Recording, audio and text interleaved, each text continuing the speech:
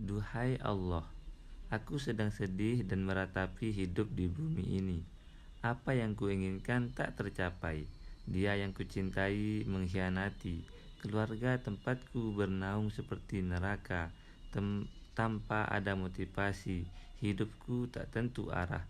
Karir dan cita-citaku hancur sirna. Semua tak punya nilai apa-apa. Siapa aku? Di mana aku? Untuk apa aku hidup? Dan mengapa aku harus tetap hidup?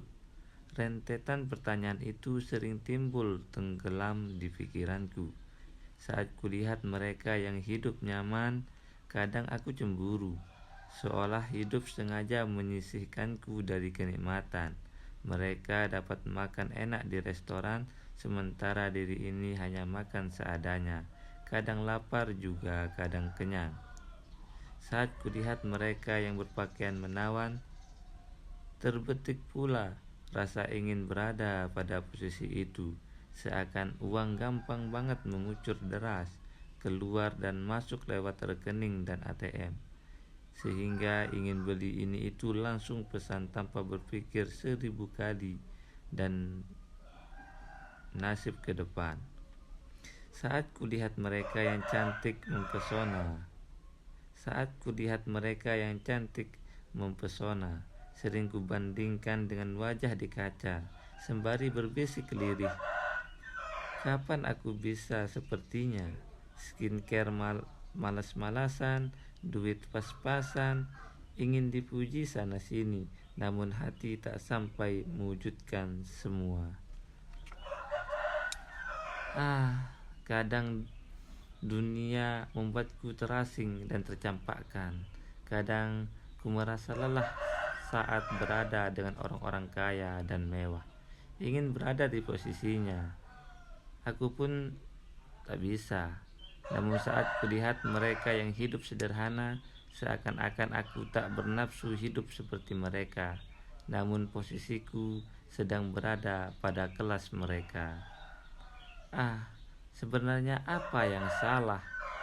Apa aku yang terlalu cinta dunia, kemaru pada harta, ataukah aku yang alergi pada agama? Al-Baihaqi dalam kitab Syu'ab al-Imam berkata, cinta dunia adalah biang semua kesalahan. Dan pernahkah Anda mendengar lirik lagu seperti ini? Aku tersesat dan tak tahu arah jalan pulang. Aku tanpamu butiran debu. Jika kita ganti kata tanpamu menjadi tanpamu, ya Allah, benar adanya bahwa kita tanpa Allah memang ibarat butiran debu. Kita manusia lemah dan tak punya apa-apa, lahir tanpa membawa sehelai pakaian, selembar uang, sepiring makanan, segelas air, atau hal kecil lainnya. Namun kasih sayang Allah lah yang pertama kali hadir menyapa kita di muka bumi ini. Ia mendatangkan 2 sosok malaikat penjaga kita selama di bumi, yaitu ibu dan ayah. Melalui mereka kita memperoleh pakaian, minuman, penjagaan, dan kasih sayang. Dalam menjalani sehari-hari, kita pun selalu dijaga oleh Allah hingga mampu melewati beberapa fase musibah. Dari merangkak, berjalan dengan tertatih, hingga bisa sebesar ini, kita telah melewati berbagai rintangan dan uji, namun berhasil melampaui karena kuasa ilahi. Namun di tengah jalan, kita tiba-tiba berbelok karena pergaulan, luka trauma, atau adanya ketidaktahuan sehingga kita lupa pada Allah. Parahnya, kita amnesia. Sholat sudah tak pernah, padahal sewaktu kecil kita pernah diajari orang tua dan guru di sekolah tentang tata cara sholat. Apakah kita masih ingat? Mengaji pun sudah lupa cara bacanya, hingga Al-Quran itu berdebu di lemari lantaran tak pernah disentuh sama sekali. Lain halnya dengan handphone yang selalu kinclong, dirawat, selalu dipegang, menemani tidur setiap saat, bahkan sering gonta-ganti. Berkata-kata baik seperti sebuah kemustahilan, sebab menggunjing, berkata kasar, marah, mengadu domba adalah hal yang lebih seru. Sementara berkata lembut dan menahan amarah adalah perilaku lemah. Kita lebih senang berlakon sebagai antagonis daripada bersikap protagonis.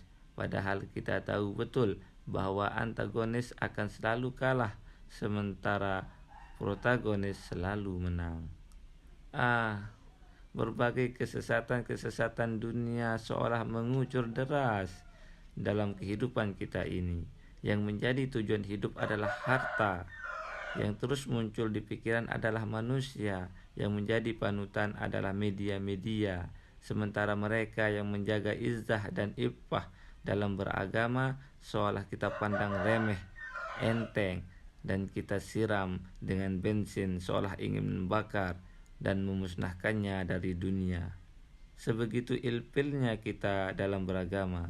Astaghfirullah.